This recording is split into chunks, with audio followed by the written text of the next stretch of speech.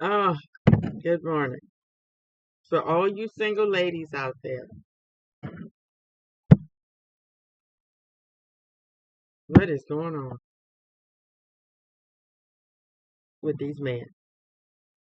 They bringing nothing to the table, nothing intellectual. This is the age of information,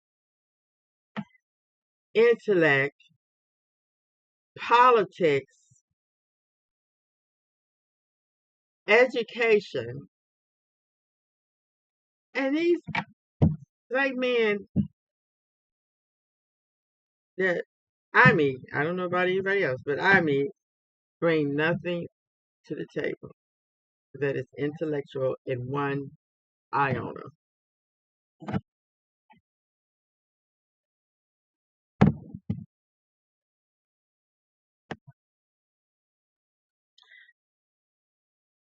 The conversation is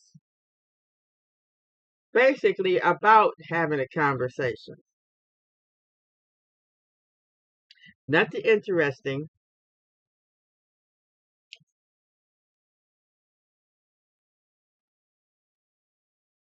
I can't even really pinpoint what are we talking about. I was talking to this one guy. I talked to him for about I think 4 days straight, and he kept talking about the same thing over and over. He kept saying, "I want to get to know you. What is you doing to me?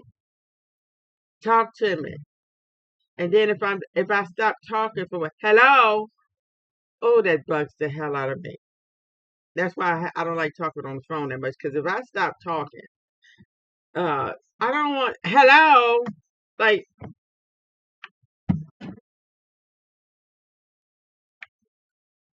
why don't you say something interesting once in a while?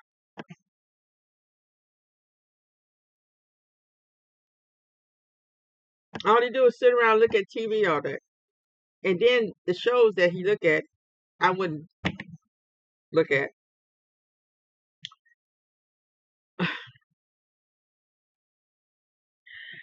And don't have anything to talk about. And a lot of people, they how are you supposed to get to know somebody if you don't talk about the most intimate things like politics, religion? Uh, okay, we talked about our families, but I want to talk about how do you feel about X, Y, and Z? I mean, that's what I want to know. And tell me something I don't know. That ain't gonna never happen. Um, and then what kicked it off, what ended it, was when he started saying, "Oh, I'm getting on your nerves." A 66-year-old man is talking about getting on my nerves. I'm like, wow, you must be used to people telling you that for you to come out and say that. And then he gonna say, "Oh, what you doing? Getting an attitude?" Because I said I done told you 100 times. Because he kept asking me where we going on the first date, and I done told him I don't know yet. Let's wait till we get ready to do that and see what's going on that day and over time. And he asks me that every day, sometimes twice. And I just said, and then he gonna say, well, if you ain't feeling me like I'm feeling you, I just won't even call you. You ain't gotta worry about me calling you no more. After he done told me 3 days in a row, I ain't never letting you go. I found you, you is mine, and we gonna keep this going.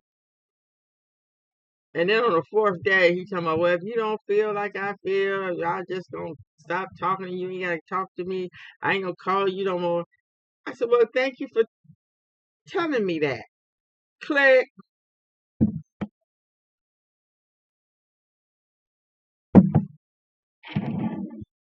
Ain't talked to him since. And I know he done blocked me because he blocked me when we first started talking. And he gonna get mad and get an attitude because I didn't pick up. He called me.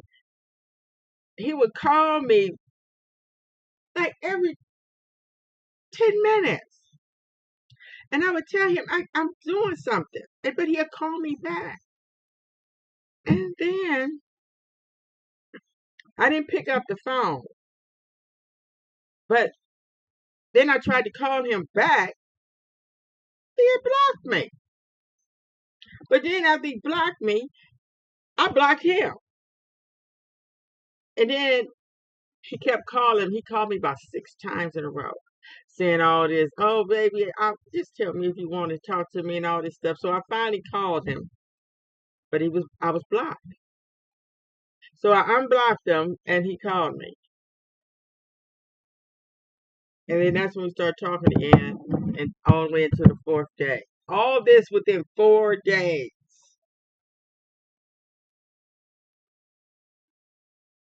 It's rough out here.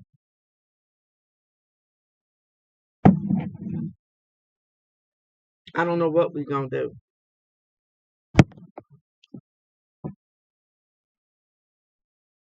I didn't settle for less all my life, and I'd be darned if I'm gonna do it for the rest of my life. I'm just as happy by myself because really, all you're gonna get out of most of these men out here, anyways, are not. If you get that, so I might as well just, um, cut out the middleman and use what I got to use to get what I want. I Hey,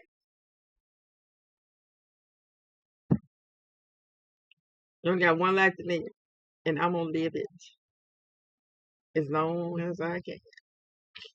Y'all have a good day.